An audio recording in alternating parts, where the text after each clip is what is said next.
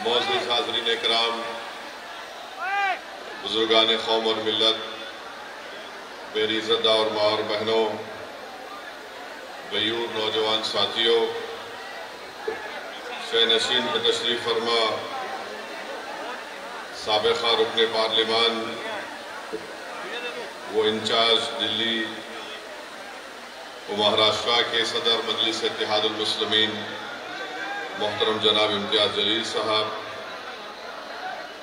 जनाब हाजी कलान साहब, जनाब शादाब साहब, हमारी बहन मोहतरमा शमा अंजुम साहिबा, सलीम सैफी साहब, हाजी बंदू खां साहब, शोएब जामाई साहब जो हमारे दिल्ली प्रदेश के MIM पार्टी के सदर हैं, हाजी मेहरुद्दीन साहब, फ़खरुद्दीन अंसारी साहब, इकराम साहब, आसिफ साहब, मंजर शोएब साहब, डॉक्टर इरशाद साहब, असगर अंसारी साहब, इमरान खान साहब, मोहतरमा समा नबी साहिबा, अजीज दोस्तों और बुजुर्गों, मैं आपके दरमियान में इसलिए आया हूं आपसे गुजारिश करने के लिए कि मुस्तफ़ाबाद विधानसभा के लिए मजलिस इत्तेहादुल मुस्लिमीन ने जनाब ताहिर हुसैन साहब को अपना उम्मीदवार नामजद किया है।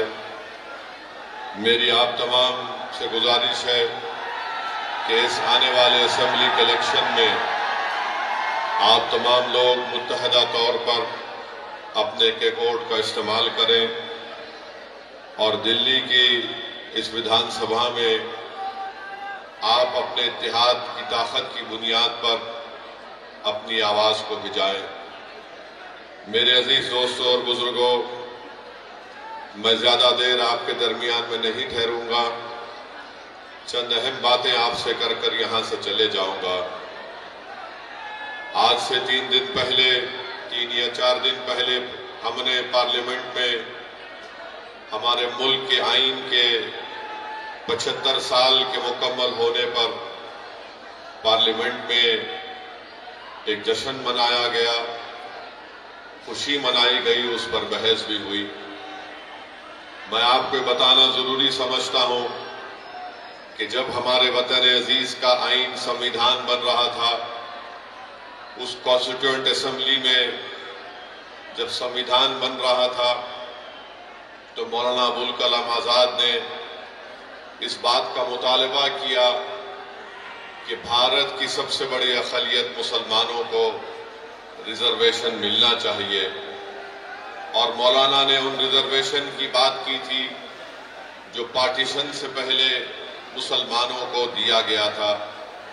और जब मौलाना ने इस बात का मुतालबा किया तो सरदार पटेल ने उस वक्त मुस्लिम लीग के बाकी रेबल लोग थे, जिसमें आबिद हुसैन और एक मोहतरमा थी, उनको सरदार पटेल ने इशारा करके कहा कि तुम इनका जवाब दो, और इन दोनों ने उठकर मौलाना आजाद से कहा कि आप भारत के मुसलमानों को आइसोलेट करना चाहते हैं, अलग थलग करना चाहते हैं, उनको मेन स्ट्रीम में आना चाहिए।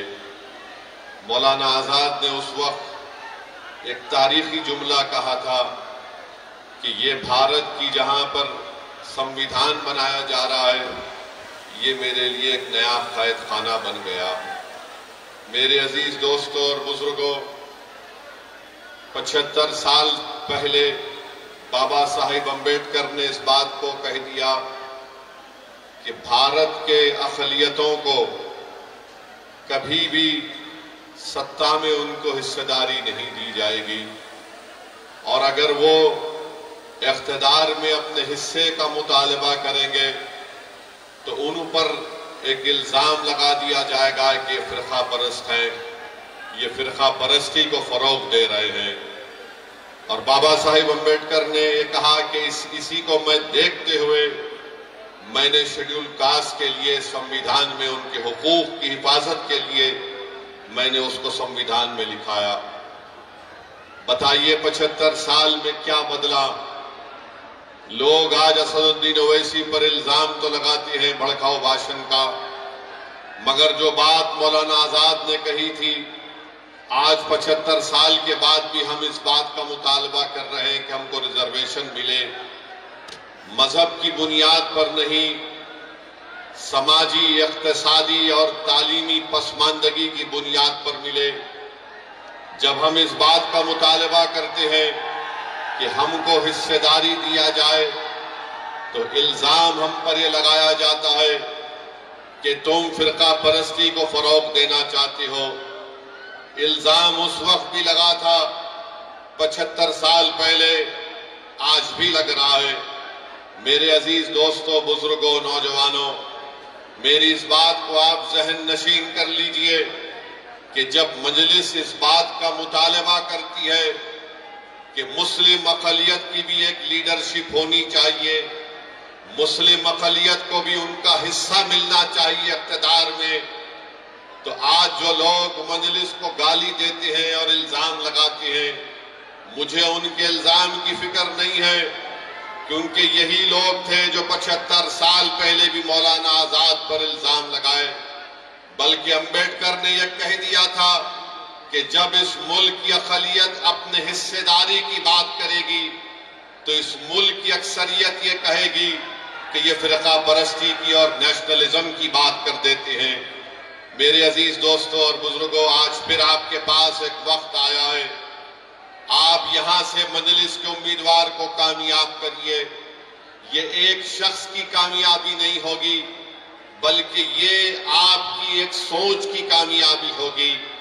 ये एक शख्स को आप मुत्तहदा तौर पर अपना वोट डालकर कामयाब नहीं करेंगे, बल्कि आप अपनी एक लीडरशिप को मजबूत करेंगे। भारत में सब समाज की लीडरशिप बन सकती है, मगर अगर किसी एक समाज की सियासी लीडरशिप अगर कोई बर्दाश्त नहीं करता, तो वो मुसलमानों की सियासी लीडरशिप को कोई बर्दाश्त नहीं कर सकता। मंशा और मकसद एक ही है कि हम गुलामी करते रहें, हम भीख मांगते रहें, हम इक़्तिदार में हिस्से का मुतालबा ना करें, बल्कि आज हमको ये कहा जाता है कि अगर तुम जिंदा हो तो हमारी वजह से हो। मगर बताइए मेरे अजीज दोस्तों और बुजुर्गों, हम कब तक घुट कर, हम कब तक डर डर कर जिंदगी गुजारेंगे? जमहूरियत है, भारत के आईन के मुताबिक, संविधान के मुताबिक हम सब तमाम बराबर हैं, हम इंसान हैं, और जिस तरह हर किसी को अपने समाज की लीडरशिप बनाने का कासिल है, उसी तरह भारत के मुसलमानों को भी अपनी लीडरशिप बनाने का इख्तियार हासिल है। लोग बार बार कहते हैं कि मजलिस जिस चीज की बात करती है उससे बीजेपी को फायदा होगा। मैं उन लोगों से पूछना चाह रहा हूं, बताओ हम क्या दुनिया में इसलिए पैदा हुए कि तुमको जिताएं, तुमको कामयाब करें, और हम वोट तुमको डालें और तुम बीजेपी को रोक नहीं पाते हो? बीजेपी इख्तिदार पर दोबारा आ जाती है। याद रखिए, भारत के मुसलमानों को इस बात का फैसला करना है कि आप कब तक नाम निहाद सेकुलर पार्टियों के झोली में अपना वोट डालेंगे। बीजेपी को जो रोक नहीं पाते, मैंने उस वक्त भी पार्लियामेंट में उठकर कहा था जब 2024 के चुनाव का रिजल्ट आया था, मैंने कहा था कि मोहब्बत की कामयाबी नहीं है। जिस तरह तीसरे मर्तबा नरेंद्र मोदी भारत के वजीर आजम बने, ये मोहब्बत की कामयाबी नहीं है, ये नफरत की कामयाबी है।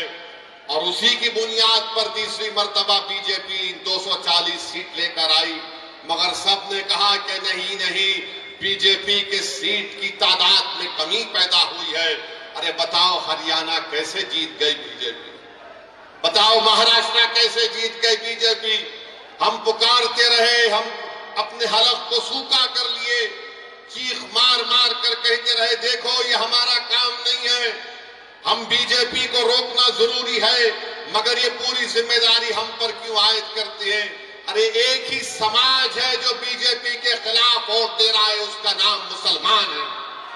बाकी के सब समाज है, उनकी अक्सरियत, उनकी मेजॉरिटी बीजेपी को वोट डाल रही है, मगर हमारे गले में सांप डाल दिया गया कि नहीं तुम बीजेपी को रोको। अरे बताओ तुमने हरियाणा में क्यों नहीं रोके बीजेपी को? बताओ दिल्ली में एक भी क्यों नहीं जीता तुम्हारा? तुमने तो मुसलमान को टिकट देना तो दूर की बात, तुम बीजेपी को नहीं रोक पाए।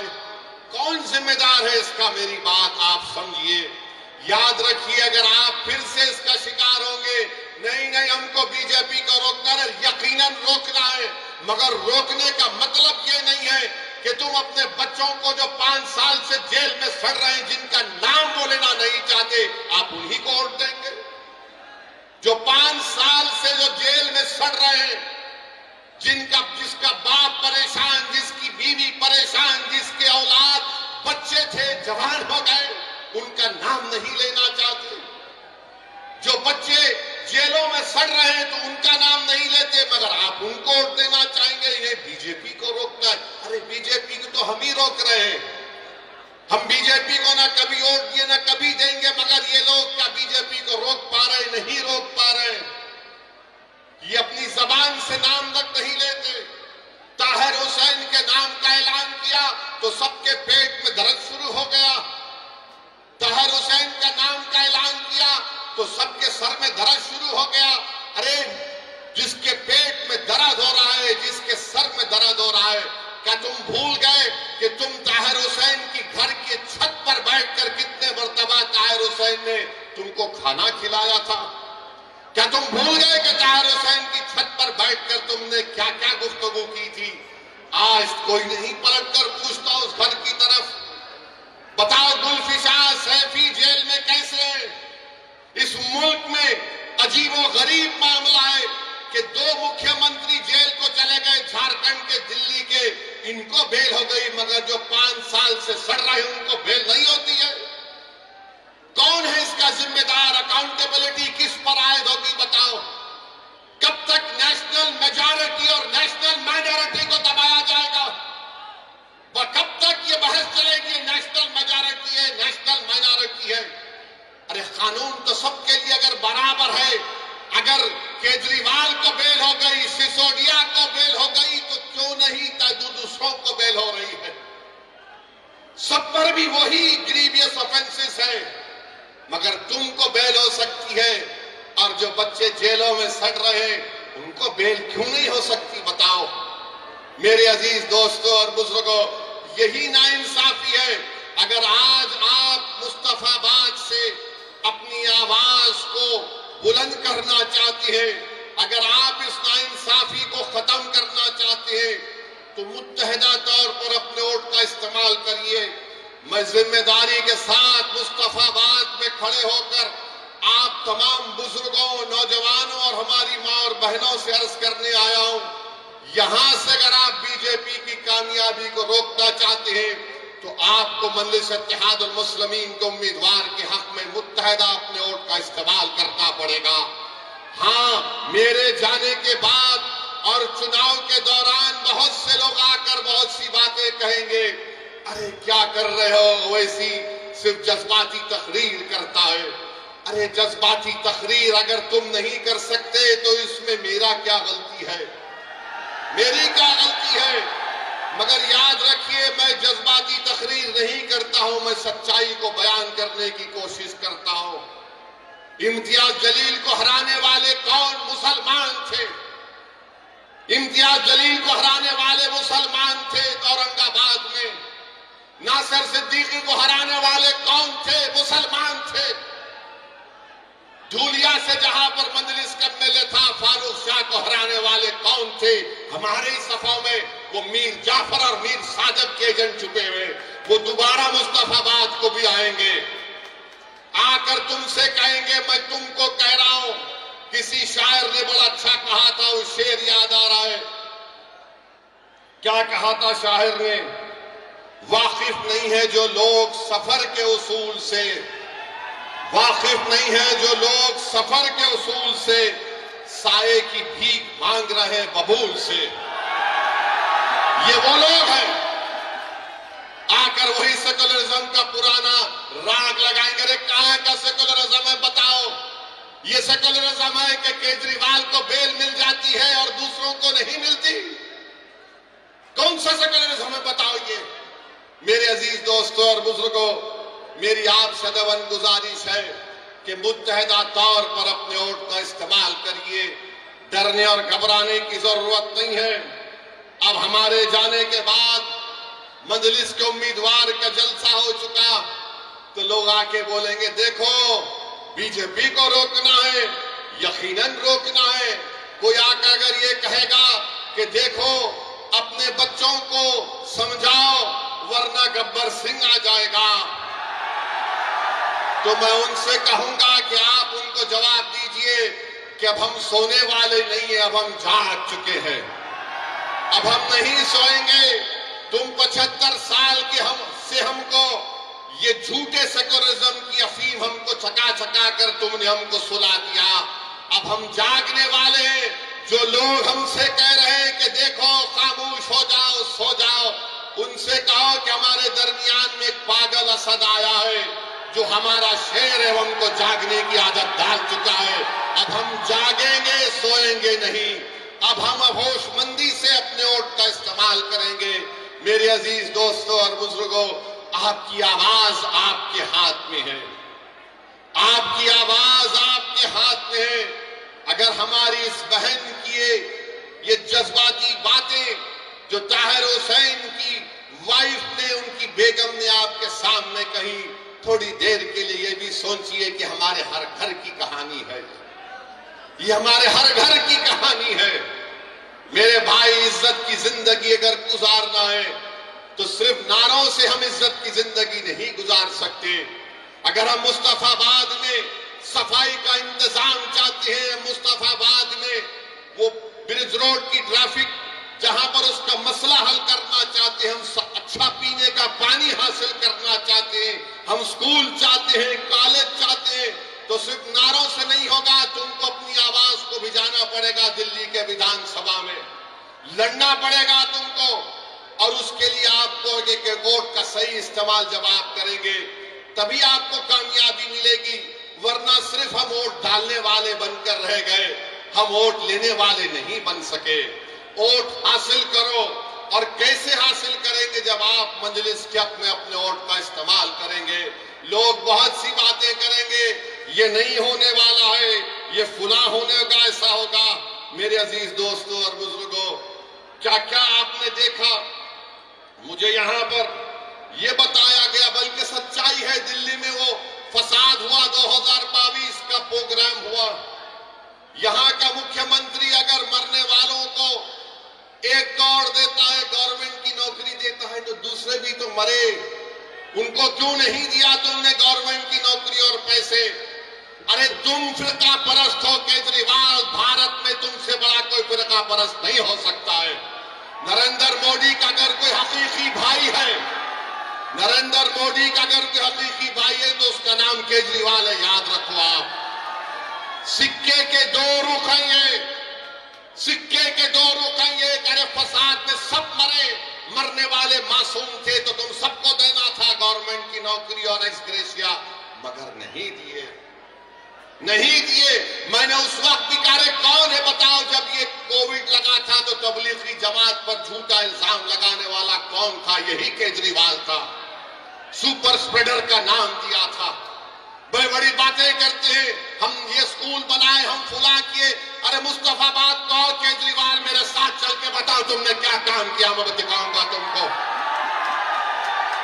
यहां पर आएंगे, मुसलमानों के दरमियान में आएंगे तो बोलेंगे देखो आपकी जिंदगी को हम बचा रहे हैं, और हमारे हिंदू भाइयों के इलाकों में जाएंगे तो बोलेंगे देखो हमने ये अस्पताल बनाया, ये स्कूल बनाया। क्यों अस्पताल स्कूल यहां पर क्यों नहीं बना? मेरे अजीज दोस्तों और बुजुर्गों, जो लोग चमचागिरी करते हैं, जो लोग चापलूसी करते हैं, जो अपने ईमान को अखियारों की चौखट पर बेच देते हैं, गिरवी रख देते हैं, वो कभी भी आवाम की आवाज नहीं बन सकते। मेरी इस बात को याद रखो आप, कभी भी कुछ नहीं कर पाते। क्या क्या नहीं हो रहा है। मुझे यहां पर हमारे शोएब जामाई साहब बताए कि कचरे का कितना बड़ा मसला है, कितना बड़ा मसला है। और जब ये केजरीवाल मुख्यमंत्री बने तो पब्लिसिटी के लिए 1 रुपया खर्चा होता था। अब केजरीवाल के मुख्यमंत्री बनने 44 रुपए पब्लिसिटी पर खर्चा किए जाते हैं।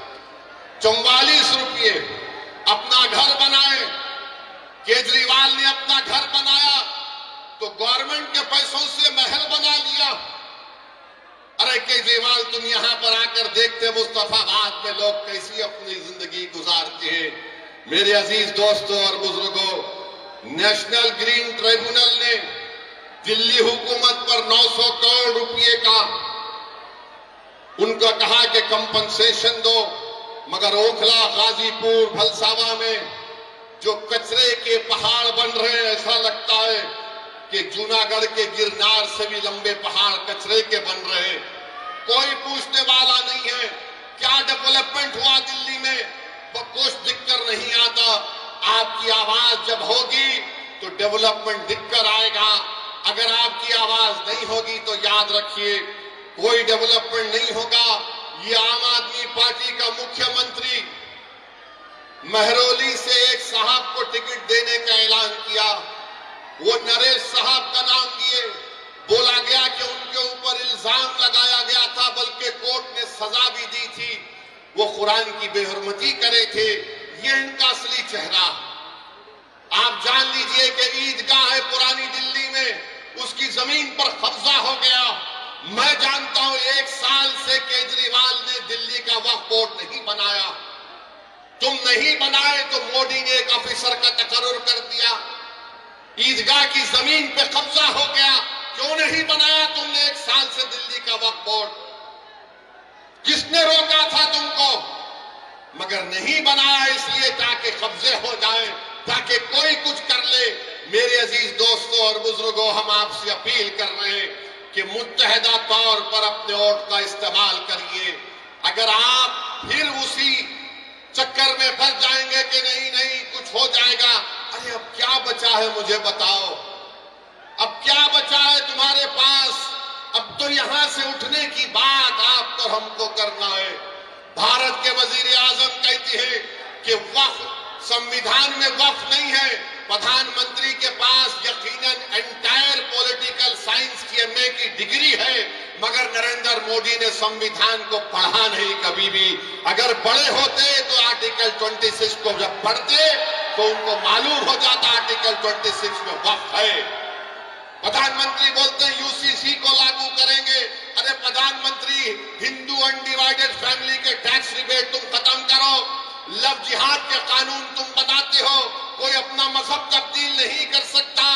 और आजकल बीजेपी तो बाबा साहेब अंबेडकर के बारे में अनाप शनाप बक रही है।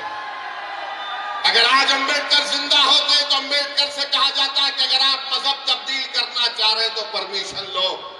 वक्फ की जायदादों को छीनने की कोशिश बीजेपी कर रही और दिल्ली में 1 साल से वक्फ बोर्ड नहीं बनाया जाता। बहरहाल मेरी आप तमाम से अपील है कि आप मंजलिस की तायीद करिए। पिछले बार भी आपने मंजलिस के उम्मीदवारों की तायीद की, हमको कामयाबी नहीं मिली, मगर हमारे हौसले बुलंद है। हम कभी मायूस नहीं हो सकते। मेरा काम लड़ना है। मेरा काम अवाम के दरमियान में जाकर अपनी पार्टी की बात को आपके सामने रखना है। मेरा काम, इम्तियाज जलील का काम यह है कि भारत की पार्लियामेंट में हम आवाम के मसाइल को उठाते हैं।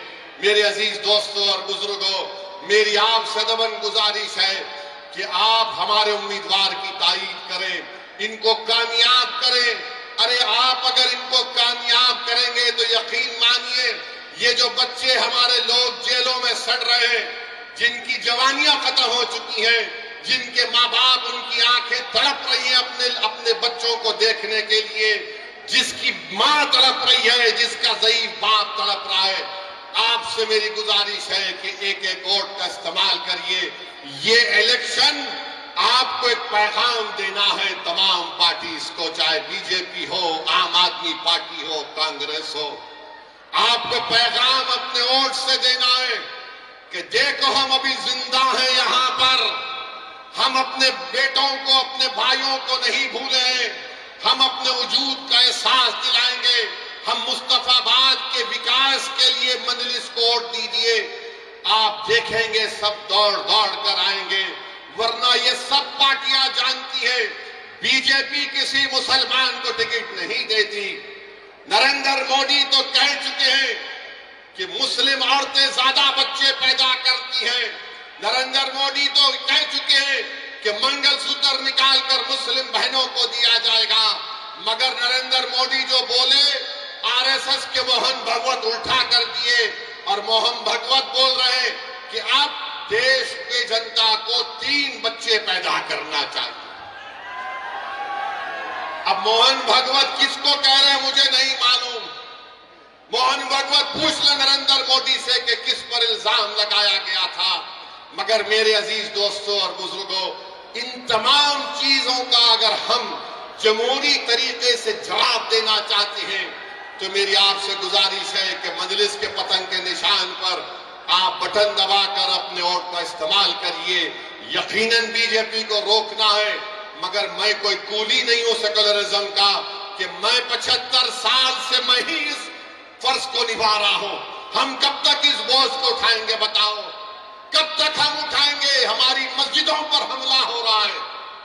संभल में गोली मार दी गई, 5 मासूम बच्चों पर सीने पर गोली मारकर उनको खत्म कर दिया गया। 500 साल के बाद मुझसे कहा जा रहा है बताओ ये तुम्हारी मस्जिद है या नहीं। 800 साल के बाद कहा जा रहा है कि ख्वाजा अजमेरी की दरगाह है नहीं, तुम बताओ।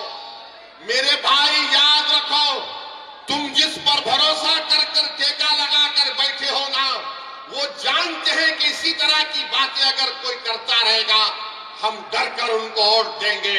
अरे मैं तुमसे कह रहा हूं, अगर आप उठेंगे, नौजवानों याद रखो ये तुम्हारी लड़ाई हम लड़ रहे हैं। मेरी जिंदगी का चिराग कब खत्म हो जाए वो अल्लाह जानता है, मगर मुस्तकबिल तो तुम्हारा है।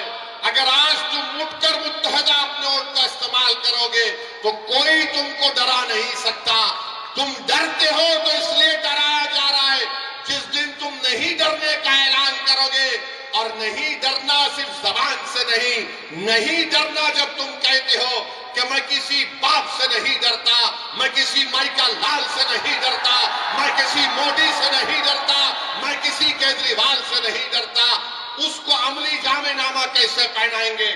सिर्फ नारा लगाने से तुम खुश हो जाओगे नहीं, तुमको जाकर अपने वोट का सही इस्तेमाल करना पड़ेगा।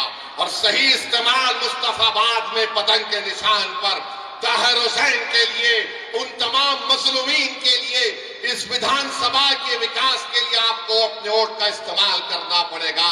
इस डर को निकालो अपने दिमागों से। तुम कब तक और हम कब तक डरते डरते जिंदगी गुजारेंगे? एक बार इस डर को निकालो। इस दिल्ली के विधानसभा में आप अपने इत्तेहाद की निशानी के तौर पर मजलिस के नुमाइंदों को कामयाब करो। देखो हालात बदलेंगे, वरना याद रखो कोई आसमानों से आने वाला नहीं है, कोई जमीन से निकल कर आने वाला नहीं है। और अल्लाह भी उन्हीं लोगों के हालात को बदलता है जो अपने आप को बदलना चाहते हैं। अगर आप अपने आप को बदलना चाहेंगे तो अल्लाह इंशाअल्लाह ताला हमारे मुश्किलात में आसानी पैदा करेगा। अगर आप अपने हालात को बदलना चाहेंगे तो अल्लाह हमारे लिए हमारे मंजिल मकसूद को हमको पहुंचा देगा। अगर तुम सिर्फ दिमागी पसोपेश में रहोगे कि क्या होगा, ऐसा करे तो ऐसा होगा, नहीं करे तो क्या होगा, अरे हमारी जिम्मेदारी जितनी है उतना निभाओ, हमारी जितनी जिम्मेदारी है उतना तो निभाओ। मगर ये सिर्फ आप देख रहे हैं कि कभी ये कभी वो, ये नहीं चलने वाला है मेरे दोस्त। अब केजरीवाल कह रहे मैं ये दे दूंगा, मैं वो दे दूंगा, मैं ये कर दूंगा, सब कर दूंगा। केजरीवाल अपने जेब से नहीं दे रहे, उनके अब्बा का पैसा नहीं है, गवर्नमेंट का पैसा है। मैं ये दे दूंगा, मैं वो दे दूंगा। अरे क्या दोगे तुम ताहिर हुसैन के घर को आकर तुम नहीं मिल सके, तुम क्या दे सकते हो?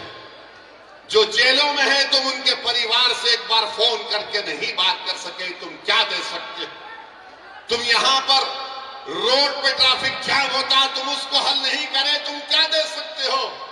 इस विधानसभा में तुमने कौन सा स्कूल कॉलेज खोला बताओ हमको? तुमने कुछ नहीं किया। क्यों नहीं किया? क्योंकि केजरीवाल और मोदी जानते लोग डरते हैं। इनको डरा कर रखो। और इनको डरा कर रखो तो एक मुश्त में इनके वोट लेकर जाओ। और जब मैं इस तरह की बात करता हूं तो बोलते देखो ओवैसी वोट काटने के लिए आया है। मेरे अजीज दोस्तों और बुजुर्गों, अगर मेरी बात में सच्चाई है तो उस पर गौर करो। आप, ये आपका इलेक्शन है, मेरा इलेक्शन नहीं है। मुझे हैदराबाद की आवाम ने कामयाब कर दिया, मेरी पार्टी मजलिस इत्तेहादुल मुस्लिमीन को।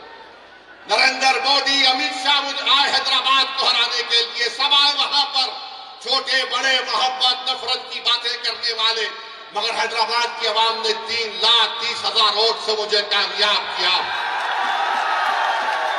और आप हो बोल के नारा लगा, आप भी कर सकते मेरे भाई, आप भी करेंगे, मुझे यकीन है। सिर्फ आपको उस डर को निकालना पड़ेगा। आप डर को निकालिए, कामयाबी आपके कदम चूमेगी। हर बहरहाल मुझे यही चंद बातें आपसे अर्ज करना था। इंशाअल्लाह ताला जब चुनाव होगा मैं आपके गली कूचों में भी आऊंगा, मैं आपके घर पर आकर दस्तक दूंगा, मैं आपसे आकर भीख मांगूंगा कि मेरे लिए नहीं, अपने इत्तेहाद के लिए, अपने इस विधानसभा के मुस्तकबिल के लिए, नौजवानों के रोशन मुस्तकबिल के लिए और ताहिर हुसैन के परिवार के इंसाफ के लिए। जो बच्चे आज जेलों में सड़ रहे हैं, जिनकी जबान, जिनकी आवाज को दबाया जा रहा है, कोई सुनने को तैयार नहीं है। मीडिया एक तरफा बात करता है, अरे ये कैसा होगा मेरे भाई, कौन उनका हाथ पकड़ेगा, कौन उनकी आवाज उठाएगा। आज आपको दुनिया को बताना है कि हम उन लोगों के साथ खड़े हैं जिनको दुनिया ने भुलाने की कोशिश की। मेरी यही चंद गुजारिशात मैं आपके सामने अर्ज करने आया। इंशाअल्लाह ताला दोबारा फिर आऊंगा, आपसे मुलाकात होगी। आज आप अपना कीमती वक्त निकाल कर आए, बहुत बहुत शुक्रिया। अस्सलाम वालेकुम व रहमतुल्लाहि व बरकातहू।